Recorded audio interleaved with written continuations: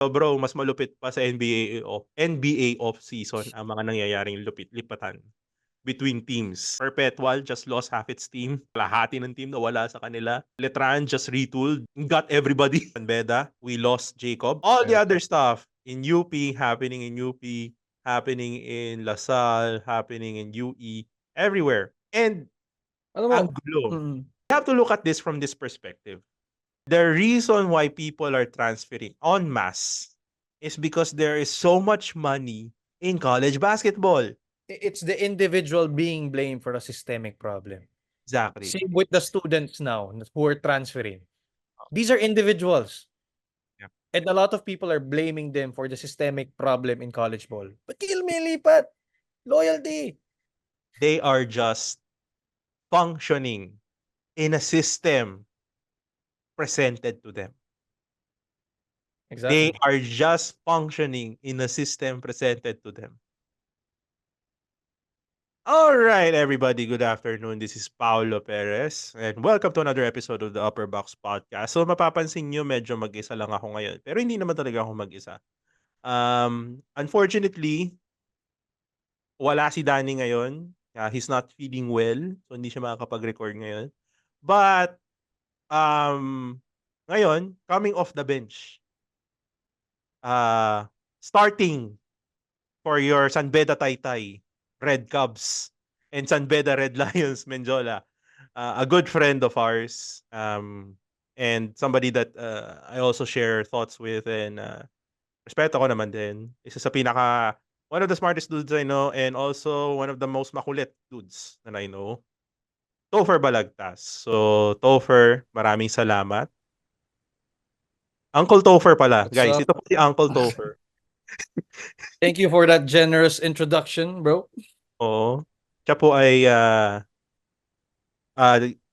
siya po ay tunay na bidista po. Kaklaruhin ko lang po talaga. Siya po ay may karapatan para sabihin yung mga bagay-bagay na mga sasabihin niya. Pero yeah, thank you so much for coming and for filling in for Danny's spot for now. Pero this is so magtataka kayo, usually may mga guests kami and all that, pero we felt that for now, pahinga muna kasi syempre start na rin yung practices ng mga players. We want to talk about and go back to the old format, and two people lang discussing about it. Definitely kung meron naman naman players, babalik tayo. But sa ngayon, balik muna tayo dito sa old format natin. So, right now, we're just gonna be talking about what's the latest happenings in the world of college basketball. So, una sa lahat, Topher, bago tayo magsimula doon, kamusta ka naman, kaibigan? Doing great, bro. And also, sabihin ko lang, really a pleasure and an honor na to get invited here sa Upperbox Podcast. Kasi ever since your first episode, syempre, alam niyo naman, I've been a very, very, loyal follower. I mean, kahit naman hindi niyo ako kaibigan, I would have listened to it simply because isa nga akong tunay na bedista. Yeah. So, yeah. Anyway, maraming salamat. Binola mo pa kami. Pero, eto brother. So, alam naman natin yung mga nangyari ngayon. Medyo off-season ngayon. Pero bro, mas malupit pa sa NBA off-season ang mga nangyayaring lipatan between teams. Like, Brad, yung ibang teams hindi ko na alam kung ano itsura. But ano nangyari? Of course, we all know, Perpetual just lost half its team.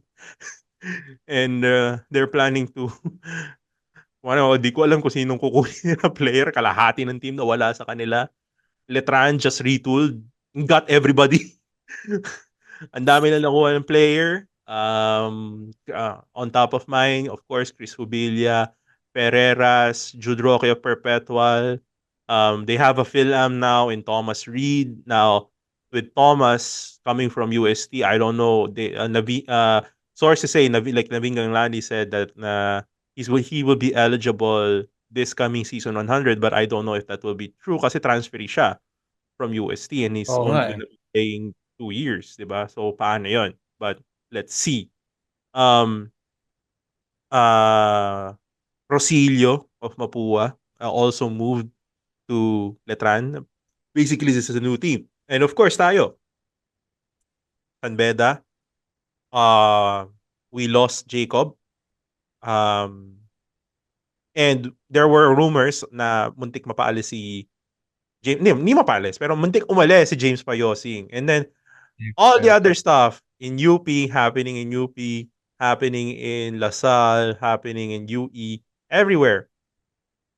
And Alam mo, ang gulo. mm, Yeah, go ahead. kaya kaya alam mo pa ako, I was kind of thinking of when did this all start? 'Di ba? Parang kailan nagsimula to?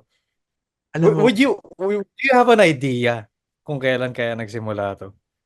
you know where I think it started? Jared Bahay. Really? Jared, Jared Bahay? hindi ko Jared Bahay. Kasi prior to that, Jared Bahay. Hindi, well, yung current na surge na to ng free agency-ish, Mm. nagsimula kay Jared Bahay. Kasi yung kay Jared Bahay, all of a sudden, I think UP became vulnerable na kaya matalo sa recruitment wars. Kasi for a couple of years now, UP has been winning the recruitment wars. They 'Diba? have been, indeed. They have been winning all of the like imagine this world na the current Ateneo team, hindi naman talaga sila known for high high number of or high profile recruits, pero still medyo hindi ganon ka hindi ganon kalupit yung talent, and they're very young, 'di ba? So that goes to show it. LaSalle also has become very aggressive in the recruitment wars. Um, I think yon isa sa mga dahilan. Kumbaga naging nakita ng mga tao na, uy, UP is kind of vulnerable right now. And it showed na may mga umalis din sa kanila, mga players, couple of players. Some went, Pero actually, ako on my end, I feel like nagsimula talaga tong like, ano ba, tong free agency ah, sa college ball with the transfer of three of our stars to CSB. So sila Justin yeah, Sanchez, yeah, Cometa, di yeah. ba? Oo. Kasi I feel like before that, um, pretty unheard of eh. Pretty unheard of. Or at least kung meron man, very, very rare. You'd hear like uh players at the top, at their prime or starting sa prime nila in their college school, tapos biglang lilipat all of a sudden. And Oo. for most of the people or people who are not in the know, parang for no apparent reason. Mm-mm. 'Di ba? That happened to us eh. Kasi at that time, when they left, were we finalists? We're in Final Four. Yes, San Beda was in the Final Four. So, and we just had Coach Yuri Escueta that year. Mhm. So, of course, everyone was looking forward na tipong rebuild, you know? Mhm. Rebuild to. Na tipong look at, we have all the tools now. Coach Yuri just has to, tweak a little bit, and we have incoming players as well. So, konting tweak lang, and, we'd be in the finals next year. Then all of a sudden, three of our star players transferred to CSB. That came as a shock to everyone. Diba? And And not just considering shock, na daming umiyak, bro. oo nga eh. Ano, dami nagalit. Dami Parang nagalit. daming nagalit, daming tumaas yung dugo. Ah. Pero, ang akin kasi bro, ito, kung if we're talking about where this all started, hindi naman nabago, open secret naman na may pera sa college sports, 'di ba? But I Indeed. think the current iteration na medyo, let's be honest, it's getting out of hand in my opinion. Um, Naging ganyan when parang sky is the limit yung budget ng mga ibang teams. Not gonna name names na lang, not gonna name teams, pero kumbaga, if you're following college basketball, alam mo na kung sino yung mga teams na yan. And for me, that creates a lot of issues. Intentional man o hindi, 'di ba? So for example, bro, I'd love to get your thoughts on this. Isa sa mga issue na kinakaharap niyan is sa paglipat-lipat. Na kung bakit ganito nangyayari is one, they're getting from uncompetitive teams usually. Not all the time, but usually. And then two, nagiging problema din is they're hoarding players na in my opinion sometimes hindi na rin maganda for competitiveness. Like in one team, nakikita mo like even the team C would start in the NCAA or team or in the UAAP and they'd be competitive. Stacked as hell. Stacked as hell. And they're like still recruiting. Like, punyeta, ano ba? So, my thought is, at some point, where does it stop? Where should, like, magsisimula na naman tayo sana, start of capitalism. Ano, parang dichotomy of capitalism and all that eh. Parang, when is enough enough eh? Actually, diba? iniiwasan ko nga yung topic na yun, pare. Pero parang doon tayo papunta eh. Pasok eh, di ba? Pero syempre, hindi natin yun. Hindi na natin tatouch yun. Pero sinasabi ko lang, at some point, when is enough enough? And at some point, ang fear ko kasi bro,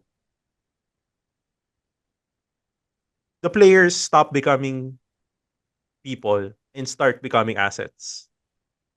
Yun yung fear ko. Of course, basketball competitive tayo eh. But, kung alam mo naman na yung bata, hindi mo naman siya kukunin na may pino-foresee mo siya magsa-start sa'yo or at least role player. Tapos kukuha ka pa rin kukuha sa same position niya. Like, yes, there's competition, but at the same time, there's the reality. What the fuck are we doing? Yeah, Diba? but if you're the team kasi, if you're the team owner, sabihin na, or the sponsor, for you, di ba, parang, the way I see it kasi, in college basketball, this applies to a lot of other things, but in college basketball, i-stick na lang muna natin dyan.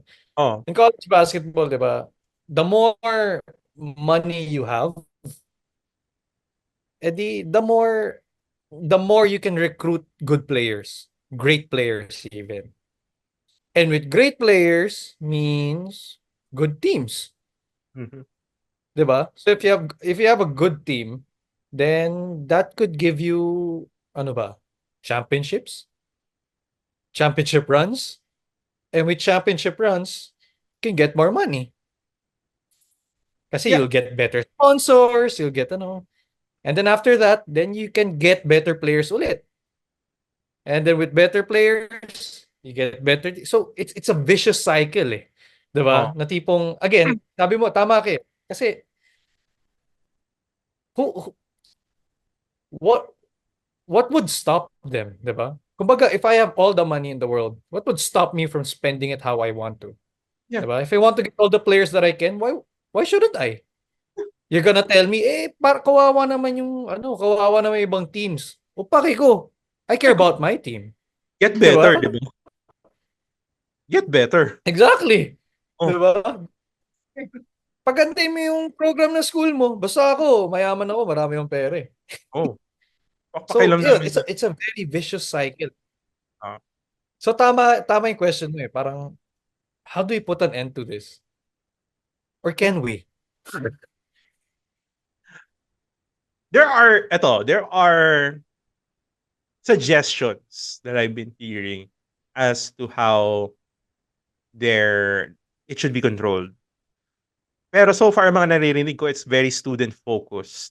Meaning, the student will be the one to bear the responsive or the yeah, yung punishment, quote unquote, or the requirements. Yeah. So some people have been pushing for a 2-year residency period, which I think I don't agree. Which has been Kasi, an issue before. oo, 'Di ba napag-usapan na yan sa UAAP. yeah, and it ended horribly for the players who went Ex under the 2-year residency period. Was this the Diba? Pingoy rule? It's the Pingoy rule, and before that, it was the Soc Rivera rule. Yeah, Diba? tama. Involving the same school, FEU. Diba? Ang akin lang kasi, parang, if you, I get it, you're trying to control it. Pero sa akin kasi, 2 years is too much. Ang tagal na ng 2 years, ang daming pwede mangyari. Pwede siya ma-injure. Pwede bumaba yung kumpiyansa niya. Ang daming pwede mangyari, masyado. Um, and in my opinion, it doesn't solve anything. Kasi sa akin, sa mindset ko, kung ganun kataas yung, I'm not saying it's right, pero kung if the price is right, I'm gonna spend 2 years in residency. Diba? If the price is right. Okay. And so far, Kasi people have been willing to pay that price.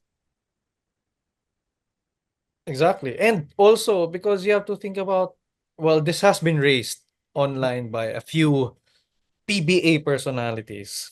Mm. How there's more money in college ball than in the PBA. You Yeah, know? So, itong mga opportunities mo to earn way more while you're still in college, pagdating mo ng PBA, baka wala na yan. So, exactly. syempre, mindset ko din is that, well, carpe diem. Might as well take it, you know? Pera na Seize sa what I harap can. mo eh. Oh. Exactly, di ba? Sino hindi sa perang, napakalaking pera sa harap? Di ba? Mm. At tipong, o ito, pare, meron kang pera, meron kang kondo, meron kang kotse. Ang akin Di ba? kasi, it's just silly to me that we're gonna expect what 21-year-old kids to say no to that, to life-changing money, possibly life-changing money. Some of them come from very poor backgrounds. Exactly. Exactly. And again, I think the reality is hindi na talaga kumbaga we'd be closing our eyes if we said college ball in our country is amateur. You know, it's probably more pro than the pros. Kasi even these kids have managers. No. Yeah, they do. Even yung iba nga high school pa lang may managers na. Diba? And these managers sometimes sila yung nagde-decide where the kid goes. Yeah. And parang baliktad, hindi naman dapat ganun yung manager, 'di ba? A manager should be you get options for the player and then you present it to the player and then let him decide. Hindi yung ikaw yung Exactly. mag-decide for the player where he goes or where he doesn't go, 'di ba? And well, yun, not to ano na lang, mention people, pero it's just that it's unfortunate kasi you see it happening around you. And it's not just happening in one school, it's almost happening in all schools. 'Di ba? Tapos isa pa Pao, ito Hmm, just to, sorry for cutting you, pero kasi sure. bigla ako naisip when yung sinabi mo na not just happening in one school. It just hit me bigla. It's not just happening in one sport either. Yeah. It's happening globally actually. Oh, If you look at it, 'di ba? For those uninformed siguro or for those who are not baptized in the sport of global football, hmm, this has been a problem for quite some time, you know? Like para lang ma-compare ko with like what's happening to college ball right now. In our college ball right now. What's hmm. happening in global football is the same teams keep winning the same leagues. Yeah, Bakit? Because they have all the money, they can get all, unlike the NBA, global football does not have a, luxury cup. yeah. Merong financial fair play meaning parang you can only spend ano ba X amount of parang this hmm, this amount kumbaga bawal mong i-bankrupt yung team mo, parang ganun. Mm. But then, it's not like the NBA na talaga may luxury cap na tipong hanggang dito lang pwede mong, you know, i- i-salary sa players mo. And that's true. Di ba? Ano nangyayari? So, The rich get richer. what's happening is, di ba, they just get all the best players. So, Exactly. syempre, only the richest teams can afford that. Na tipo, unlike before, 70s, 80s, or even way before na dati, you just play in your, you just play in your local club, di ba? Tapos, you get to the top of the league with your local club. It makes it way more sweeter, di ba? Parang Yeah. solid. Tipo, itong small club ko ngayon, big club na kasi galing namin eh. But now, what's happening is, tulad na sa college ball, 'di ba? The less competitive teams, kung meron silang mas magaling na player, kukunin 'yan ng mas Mm, magaling na team. mm, Hangga't sa lahat ng magagaling, they just go to the same teams. So mm. the same teams keep winning. Yeah. So, 'yan ang mangyayari yan ang nangyayari sa college ball natin. Yeah.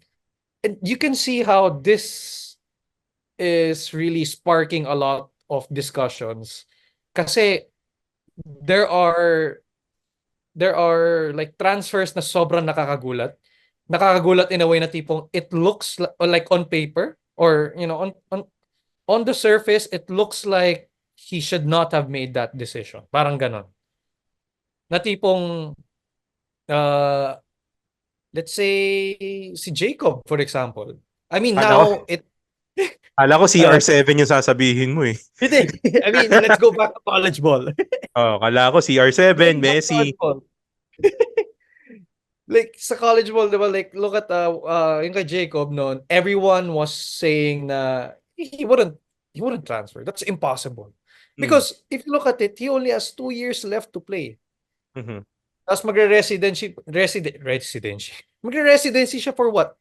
A year? And then Oh. play his last year on a new team? Di ba? Kumbaga, I mean, not rationally speaking, but on its surface, parang you wouldn't do that. But Mm. then again, there are a lot of things that we don't know. Mhm. 'Di ba? Na a lot of people don't know what's happening in the background, 'di ba? Well, nung lumabas nito Pag-usapan si niyo to sa Jacob. isang podcast episode.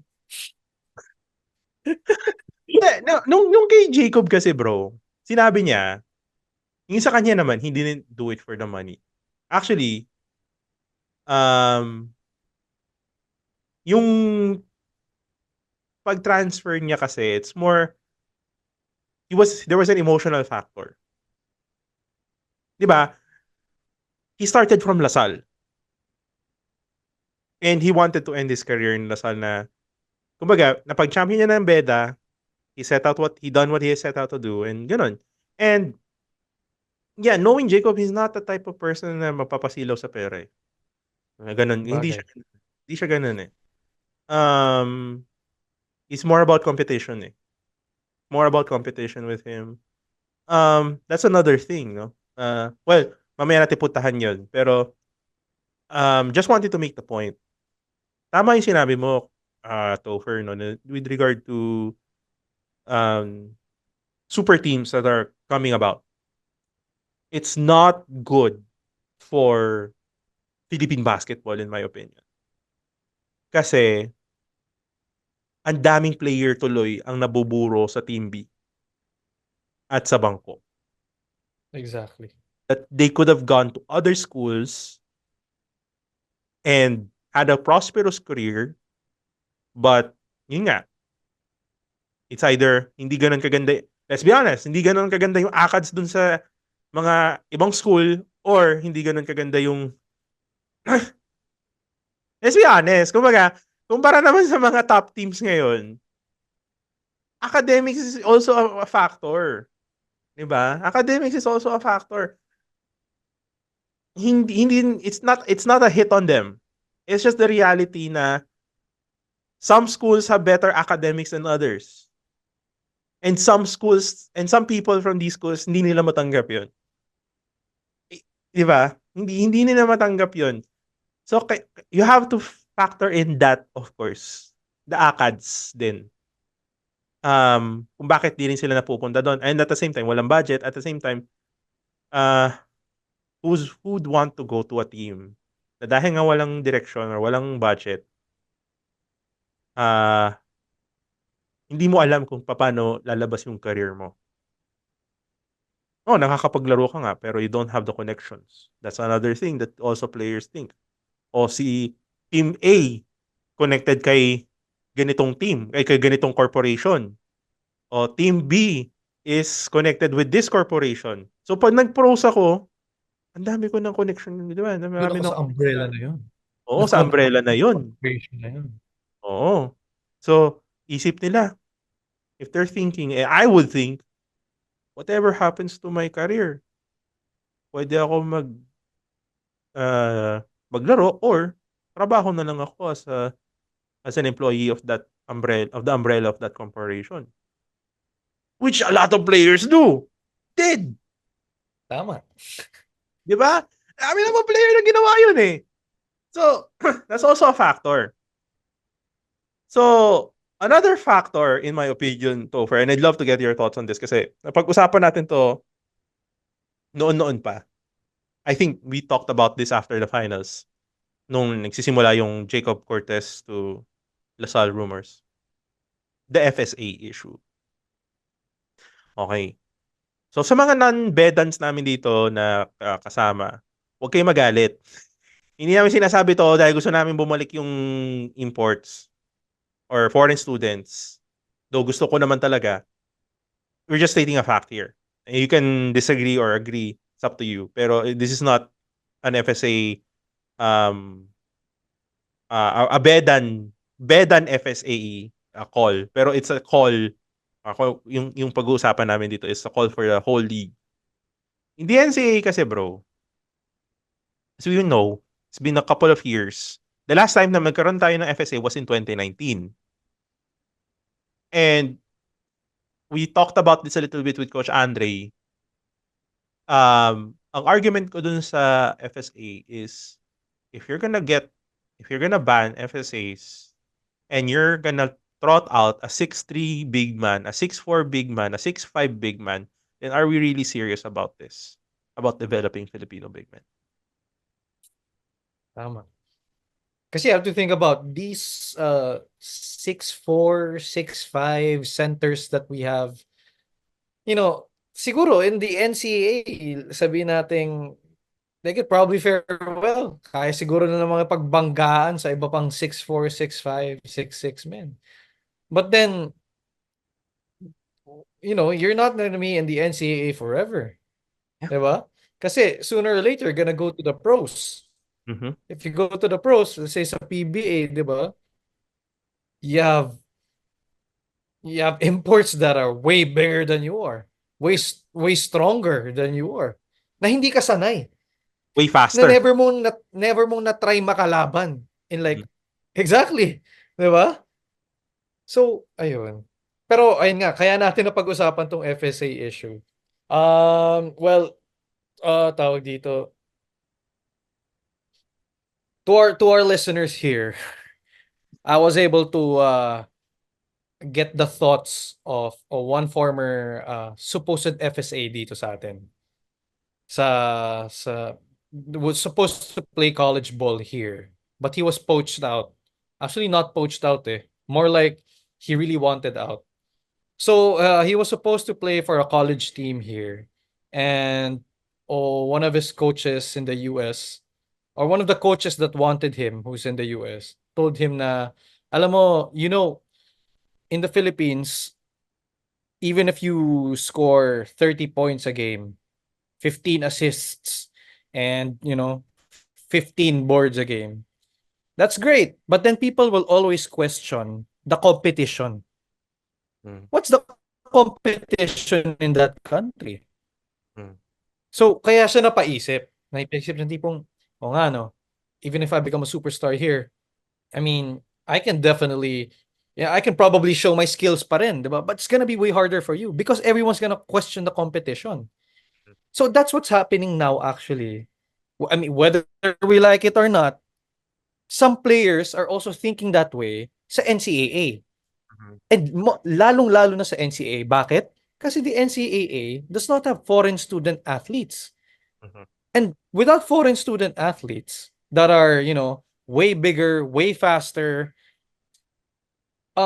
people are really going to question the competition in the NCAA. Yeah. Like ako, of course, we're gonna be biased. We're gonna say, oh, San Beda's, San Beda's great. Mm. Kahit na sabihin natin wala tayong, 'di ba? Hashtag no import, no problem. 'Di Mm. ba? Lalo na ngayon, champion na tayo finally. I mean, not pala finally kasi nag-champion tayo in 2011 without an FSA. That they refuse to this day nakilalanin yung championship na yon. But okay, nag-champion na kami. Nag-champion na kami. Sige. Pero yun, again, sige, ngayon, nag-champion tayo without an FSA. But, na tipong, as kahit na gaano tayo ka-proud sabihin na we can beat any UAAP team there, which I believe that we could. Again, people would still question the competition in the NCAA. Na tipong, champion nga kayo, pero parang Against who? kayo lang inandyan eh. Ayun nga against who? Mm. Diba? I mean, magagaling. Magagaling naman ang college players in the NCAA. I could even argue that I love watching the NCAA more. More Because than the it's, UAP. Agree. diba? Way more technical for me. Diba? So, way more fundamental. Yan. And the crowd. Of course. And the crowd. The crowd's more fun. Tapos, ayun nga, na tipong, and, diba, napag-usapan din to na there are some have said that they wanted to go to the UAAP. And they wouldn't say because of the competition or because of the, but it's definitely a factor. Oo. Diba? Kasi kung napapaisip na yung mga napapaisip sila dun eh. Kasi competition is really a very big factor. Kasi nga that's what they would ask you. Like even if you don't dream of playing in the NBA because you're realistic, you're practical, kahit sabi mo Korea or Japan, they're gonna ask you din, diba? Nice stats. Against who? Filipinos lang. Diba? Na, kumbaga, ano rin eh. Iba pa rin kasi talaga yung may kalaban kang... This is not downing the Filipino nation or the Filipino people. I still believe that we are really good ball players talaga. Nandun yun. But the reality is, lalo na pag big man na ang kalaban mo, iba yung athleticism, iba yung power, iba yung strength, iba yung speed. And we have, like, yes, we are very skilled players. I would argue we're one of the more skilled players in Asia. Not just in Southeast Asia, in Asia, we're one of the more skilled players. But the problem nga is that we are not as athletic as other nations. We are not as athletic as other countries. So, tayo, kailangan masanay tayo na kalaban natin is ganun. We can't help, not everybody can be a freaking Junmar Fajardo. Not everybody can be a freaking Kai Soto or an AJ Edu or a Raymond Almazan even or a Clifford Hopia na 6'8". These guys do not grow on trees. They do not, you cannot teach height. Lalo na sa Pilipinas. 'Di ba? So, for me, and then again, are we doing a disservice to the player himself? The 6'5", 6'4" center. Are we really preparing him for a life outside of college basketball? Are we really preparing him for a life in pro? Exactly. If his position is alam naman natin, hindi siya aangat. Hindi niya maiaangat yung laro niya, 'di ba? Nothing wrong with the MPBL, with the other pro leagues. Pero kumbaga, if alam naman natin na yung skills niya is hindi pantay sa height niya, 'di ba? So, shout out nga ulit sa mga 5'8" big man diyan na ginawang big man kasi siya yung huli sa pila Anong nung grade school? grade school. Ako So, yun, pare. Ako same. yun. Oh my God, yes. Kailangan Kaya, natin kalab. kaya ako, in-acknowledge ko na talaga maybe I wasn't made for playing basketball. Kasi, nung bata ako, ako yung highest. Ako yung pinakamatangkat. Highest. Ako yung tallest eh. Grade school, I was already what? 5'5", 5'6". Oh. So, syempre, ang laki kong mama. So, feeling nila, uy, sentro to. Ang problema nung iba, mas tumangkad na sa akin. Ako, sentro pa rin yung alam kong paano laruin.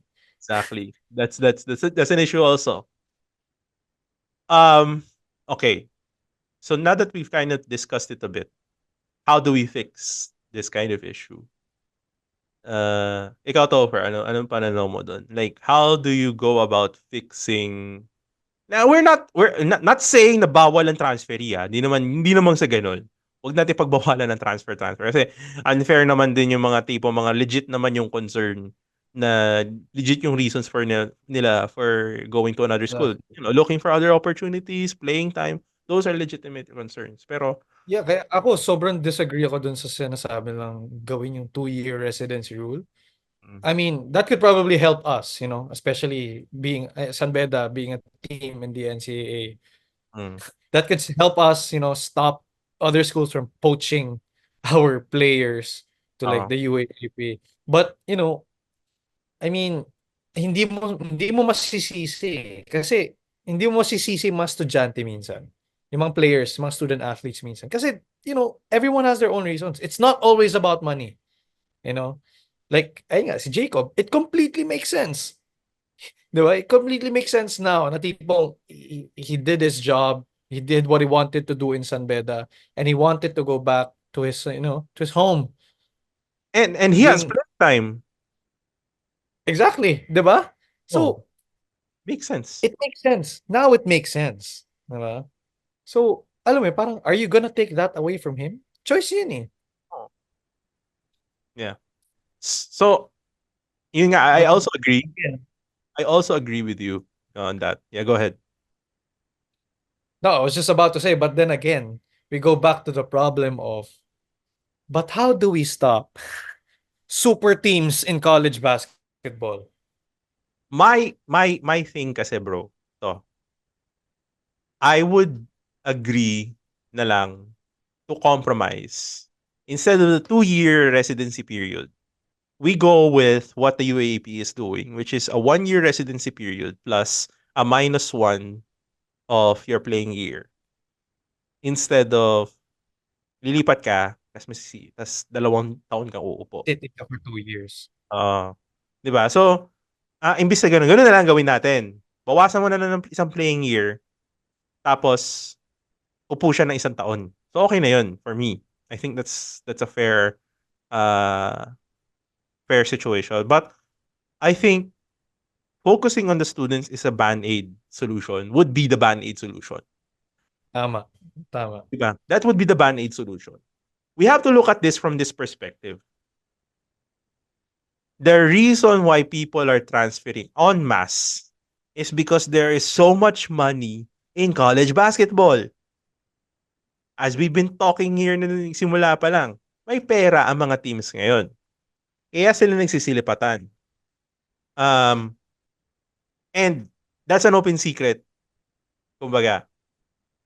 Ngayon, um, the very system that is holding up college basketball, and in my argument, all of Philippine basketball is the reason why this is happening. Diba? All of these corporate sponsors, all of these political sponsors, this situation na ginagawa na ang daming pera na pumapasok sa college basketball. It's gonna, without any kind of rules or regulations, without any kind of governing body over all of college basketball, mahirap 'yun, 'di ba?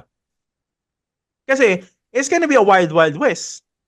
Kasi halimbawa, And it probably is. it is a wild wild west. So, saka magulo. Hindi iisa yung rules ng NCAA, hindi iisa yung rules ng UAAP. So, halimbawa, magbago ng isip tong NCAA, maging progressive as fuck. Oh, tawa ka dun eh. Pero, gets mo, na, mag-rules tayo, bawal yan, kumbaga, i-control natin itong mga nangyayari na to kasi nagka-cannibalize yung liga. Iba yung, hindi ganun yung sa UAAP. Di ganun pa rin, di maglilipatan lang yung mga player ng NCAA papuntang UAAP. Diba? Okay. So, for me, what has to happen is one, there has to be the big um na dapat gawin. There has to be a legislative push, control, and to make regulations as to how much money is going into these teams. One. Two, there has to be protections on or strict rules on the residency periods, on agents. There has to be a clear um, guideline on that. And three, I believe it is high time for a commission or an NCAA. Yun sa NCAA sa states is the overall governing body overall of college sports in the United States. I think it is high Mhm. time that there should be a dedicated organization or dedicated authority to handle all of college basketball. May autonomy pa rin at some point, pero there Kaya has to nga be eh. 'di ba? There has to be a baseline guideline on how to do certain things lalo na pag we're talking about money, we're talking about transferring, dapat may gano'n. Hindi yung one league gets to decide certain amount of rules which at the end affects the other league depending on their ruling, 'di ba? There was a period of time na may mga players that would choose the NCAA kasi nga mas prefer nila 'yon. Due to na pinapayagan kasi ng NCAA na maglaro dun yung mga ano, yung mga MPBL, yung mga Yeah. gano'ng 'di ba? So, dun sila pumupunta. So, ang sa akin, ngayon bawal na, pero ang sa akin, like, let's look at it from that perspective. Why should the rules of another one league, if we're talking about college basketball, why can it be uniform? Why should the rules of one league affect the other? Dapat Pero pantay-pantay. Oo, yun yung sa'kin. oh yeah, kasi what's happening now is that what one league does, bahala na. Oo, bahala Bahala na. na sila. It's a Pero hindi na different league eh. oo. Pero hindi nila nakikita na yung rules ng isang liga naapektuhan yung sitwasyon ng isa pang liga, 'di ba? So, yun yung sa'kin. Exactly. Yun yung thoughts ko on about it that there should Yeah, be thinking about it, that's actually a very nice idea. No, like a governing body for amateur basketball. oh, 'Di there ba? should be. Kasi yeah, not amateur basketball pa, amateur sports, Oo, 'di ba? Shouldn't it be the PSC? well, Put it put it under their ano, under their jurisdiction. ayoko na magsalita medyo magulo na sa PS pero Pero pero 'di ba, if you think about it, mandate nila dapat pasok sa mandate nila 'yun eh. oo, oo. Dapat pasok sa mandate nila 'yan. Siguro sa'kin ano, a subdivision? Ayoko kasi like PSC lang. Para kumbaga may Yeah, a dedicated subdivision of the PSC, 'di oo, ba? like a Which dedicated focuses on, college sports. oo. And and here's a thought for all the fans here. Maybe this is a stepping stone for a united league all over the country, Which is, for me, it has long been a dream for me. 'di ba? Kasi ang hirap ng bragging rights eh. Hirap na, okay, 6 feet kami, sabihin ng taga-kabilang league, paki namin. Namin sino kayo? O, di ba? Hindi kayo UAAP. Oo, 'di ba? Ba't tayo mag-against? You could always say, mas maganda liga naman namin. Mas masaya panoorin. Oo, Mas marami lang kayong, meron lang kayong mogu-mogu, shake-shake, but, may mga kami PS meron Bank, kaming, cheapy barkada shot. oo. Kayo may Yun lang. PS Bank, may PS Bank maasahang player of the game, pero kami, ano kami, may smile cam, Slow-mo Rick. may cutie cam kami. May fan cam ka. But then, Ah, ako as a long time fan of the NCAA, I always have been, I wouldn't say an apologist. I've oo, always been, a big defender of the NCAA. oo, Simply, I mean, kasi for me, watching the NCAA, it has always been more scrappy. It has hmm, always been more, parang everyone is, ewan ko but, di ba? ewan ko if you'd agree with me, but parang yung laro sa NCAA is way more physical and fundamental talaga. Yeah.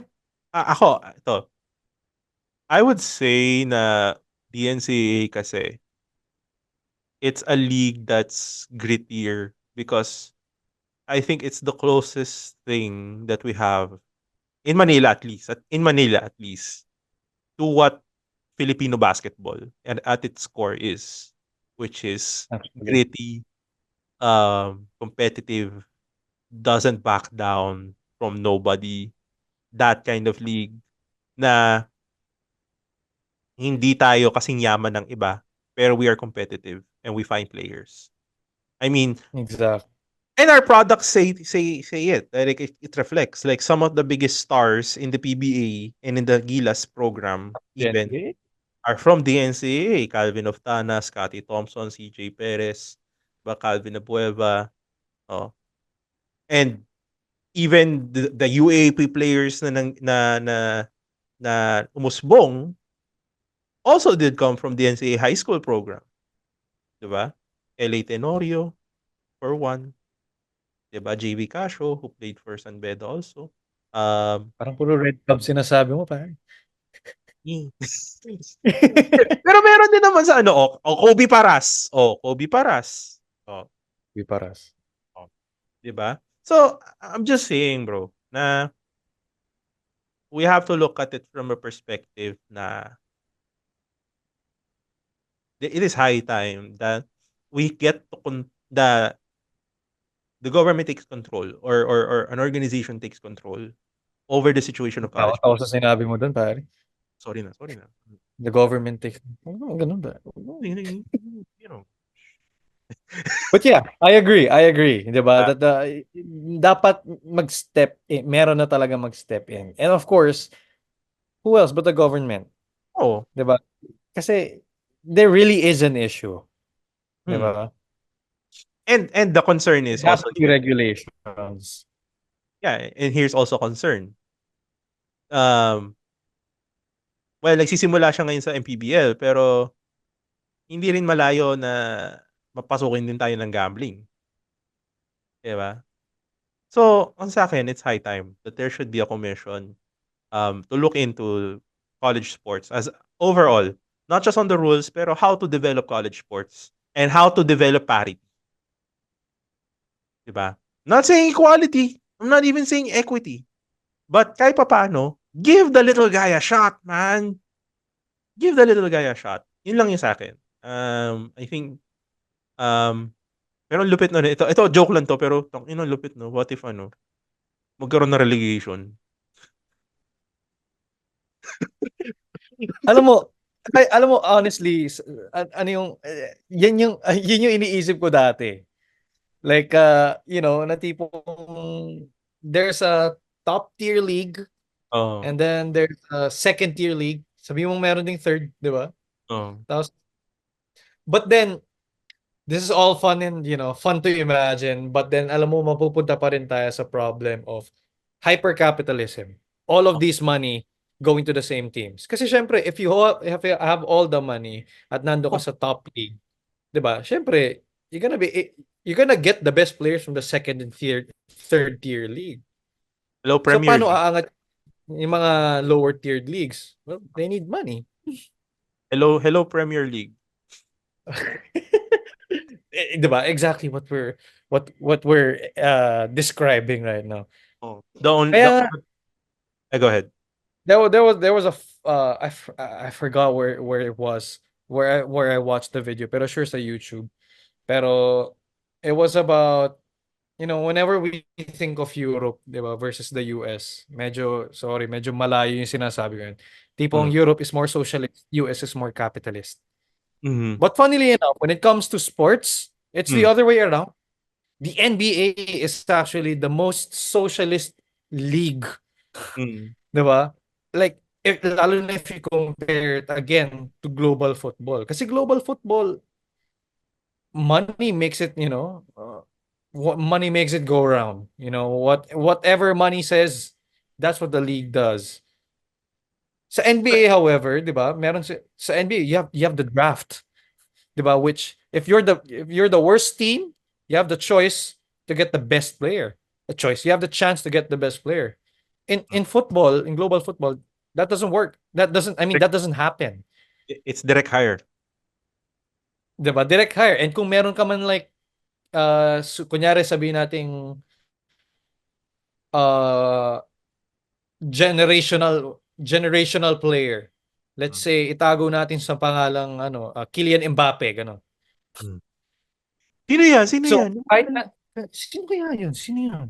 O Um, sa 'di ba, na tipong sobrang galing niyang player sa team mo,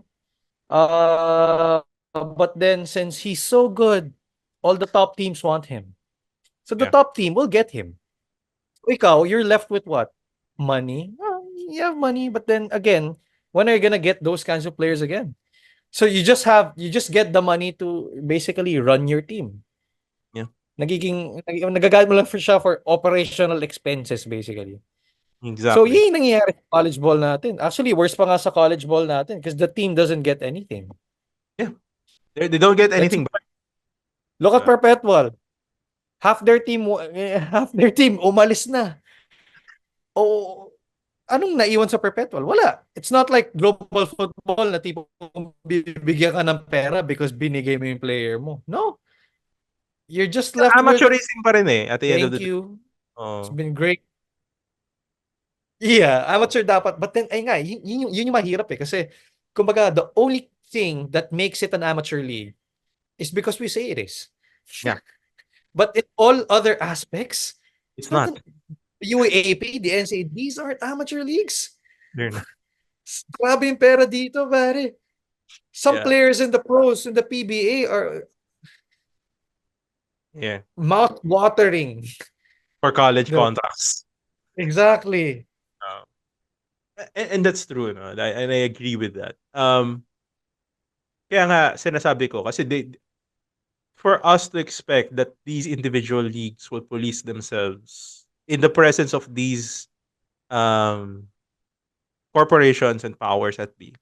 Eh mahirap 'yun. Hindi mo pwedeng expect sa kanila 'yun kasi uh they're not gonna police themselves, 'di They ba? won't. Why They will would not. they? Why It's would they? against their interest. Exactly. So why would they police themselves? 'Di ba? Who cares about player A and player B? Who cares about amateurism? Who cares about the integrity of the league? Who cares about all of that? All I just want is to win, baby. That's all I Kaya nga, need. yung hindi naman natatawa, but then, for me, nakakalungkot lang din. Kasi a lot of the older generations would say in the comment section of like, yung mga posts about college basketball, there's no more loyalty, there's no more, playing for pride for your school. Why And, would they? ayun nga why would they? I mean, kasi the world is different now. We are much more money-centric. I don't know how to say it, 'di ba? Pero 'di ba, totoo eh. Na tipong because of how ang hirap ng buhay ngayon, pare. Sobra. Sa hirap ng buhay ngayon, 'di ba? Tipong are you gonna say no to money? To free money? To an arguably better school? You're paying me to study in a better school and play ball? 'Di ba? Tipong why would I say no to that? Tapos ang gusto ng iba ng mga a different generation than ours, ang gusto nilang mangyari is that ang isasagot ng bata is No. loyalty. Like I get where they're coming from. I get it. There Yeah, is we do. We do. like loyalty is appreciated and it's important. But what we're saying is hindi lahat ng team loyal sa player nila. So why should the player be loyal to the team? Indeed. That team could cut that player anytime. So why should he be thinking, 'di ba? But for me, the bigger thing is, you know, loyalty won't do shit against poverty. Siguro it's gonna be siguro matutulungan ka ng kapwa mo alumni dahil pa-post ka sa group na tipong here's a former player who needs help. Of course tutulungan ka kasi you were loyal ganun. Ah, But again, in the it's face of millions of pesos and a condominium and a car, 'di ba? Would you say no to that? Would you say hindi loyal ako eh? or at the very least, pause and think about it. 'Di ba? Exactly. 'Di ba? Like, at the very least, let's be honest here. Alam mo sa sarili mo, whoever who's listening to this, alam mo sa sarili mo, if you were confronted with that offer, you yourself would at least pause and think about it. Go back to who you were. Don't think about now that you're, what, 40 or 30 years na may trabaho ka, you're stable. Don't think about that. Go back to when you were 19. Go back to when you were 20. Then, come back to me and tell me na you won't. You won't even think about it. Kasi, I yun, di I ba? love Di how ba? you put it into that context eh. Balikan mo Oo, put yourselves in their shoes. Hindi yung ngayon na komportable ka, meron exactly. kang meron kang asawa at pamilya at anak at bahay at kotse. Mm. Of course, you're gonna say loyalty. Mm. But if you don't have any of those things, and then money is presented to you, big chunk of money, and to play for like, you know, an okay school or a good school, Oh. are you gonna say no to that? Are you gonna say I'm loyal? Mm. Are you gonna say principles? Wala eh. I Come mean, on. I mean, again, tama ka kanina, loyalty is great. It's important. Mm. Very important even. But then, natatalo eh. Natatalo yung loyalty ng situation natin ngayon. Yeah. Kumbaga, this is not us defending the present system. This is us, like, I guess, Illustrating the reality. exactly. Di ba? This is Illustrating the what the reality. system is now. Whether we like it or not, ganting sistema ngayon. Oo. So, in the words of get better. Get better. Don't get even, get better.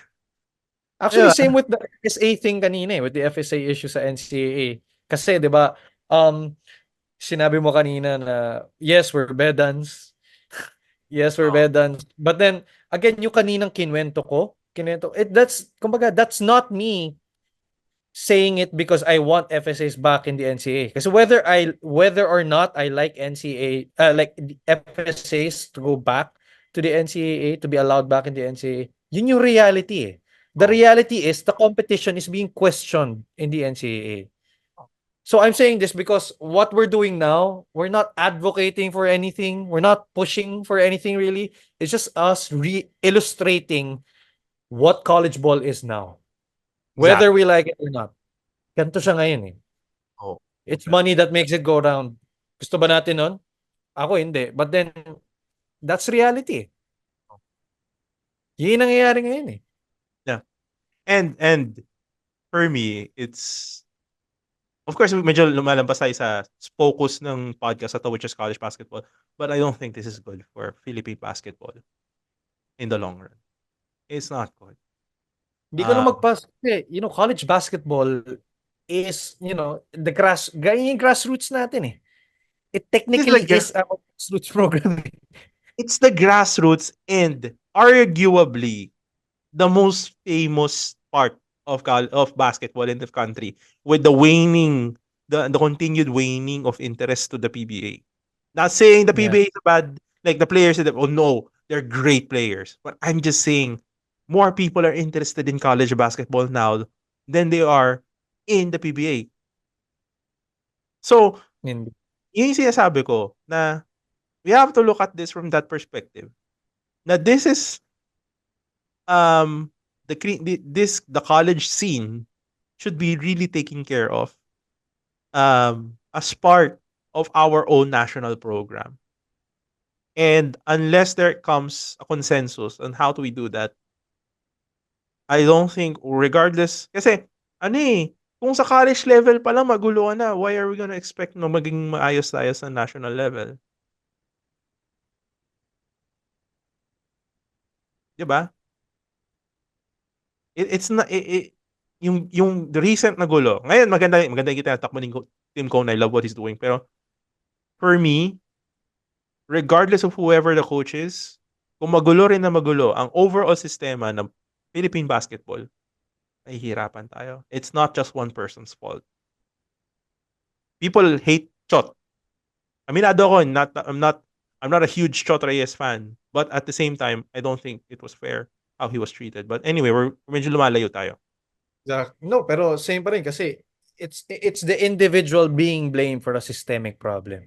Exactly. Same with the students now who are transferring. These are individuals. Yeah. And a lot of people are blaming them for the systemic problem in college ball. But tigil mo yung lipat. Loyalty. They are just functioning in a system presented to them. They Exactly. are just functioning in a system presented to them. Why And if would anything, this is the most natural, the most natural way of that system. Kumbaga, this is that system, itong college ball natin, it's that system working naturally. Hmm. So them transferring, like these students transferring to other schools, It's just a natural byproduct. exactly. So if you want something to change, if you want to stop students from transferring, you don't stop them from by making them fear a 2-year residency rule. Tama ka eh. I agree with your ano kanina. I agree with your suggestion kanina. Let's have a regulatory body. Hmm. 'Di ba? A regulatory body for our college sports programs. Mhm. For Exactly. college sports. I mean, feeling ko nga it's the least that we can do now. Kasi you really can't expect these businessmen, these, benefactors to work against their interest. Yeah. Why Work would they? against their own. So, yun. Wow. Ang bilis ng oras. Hanggang 1 hour na pala tayo. But, yeah. Topher, sobrang ganda ng usapan natin na to. Um, and we really, I think marami pa tayong masasabi dito sa topic na to. But, in the interest of time, siguro, we just want to clarify din, ako personally, na we just want what's best for college ball and for the players especially. Kasi me and Topher, we were students and naging barkada din namin yung naging kaibigan din namin yung mga players na to. We get to know these players when we were students and even now. To us, they're people. And at times, people forget that they're people. And we want to remind people na tao pa rin sila. They're trying to survive and they're young men. They're young people. You were young once. To our listener, naging bata ka rin. So, mas tingnan natin intindi and mas kitain natin yung mas malaking picture nito, mas malaking issue na to sa paglipat-lipat nila. Let's not start questioning people's integrity. Yun yung sa akin. Kasi, at the end of the day, the question that we posed earlier, if you were 18, 19, 20, and you were offered this amount of money, you wouldn't think about it? You wouldn't think about retiring your mom? You wouldn't think about retiring your dad? You wouldn't think about sending your brothers and sisters to school? Okay. Okay. Sige. So yun na naman. Topher, may gusto ka ba sabihin? Well, honestly, ang dami kong sinabi. Again, grabe. Like, hindi ko napansin na we've been talking for like an hour. Pero Oo. kasi nga, it's a great topic, honestly. A really, really timely topic din. Oo. But, yun, I guess, ang masasabi ko lang is, it's a systemic problem. Yun lang. It's a Systemic systemic problem. problem. Uh, So we need to yeah. get better. And it only can get better. At the very least, take a step in creating a subdivision or a commission. There has to be a united effort in all leagues. Yun yung sa akin. Anyway, that's it for us tonight. Maraming salamat una-una lahat, Topher, for coming in. We're hoping na mas makarinig pa namin kayo, Uncle Topher. Um, uh, maraming salamat for your thoughts. And shout out to Danny. Get well soon. Hope you get better soon, buddy. And yeah, and this is Paolo Perez, Upperbox Podcast. Thank you and have a great day.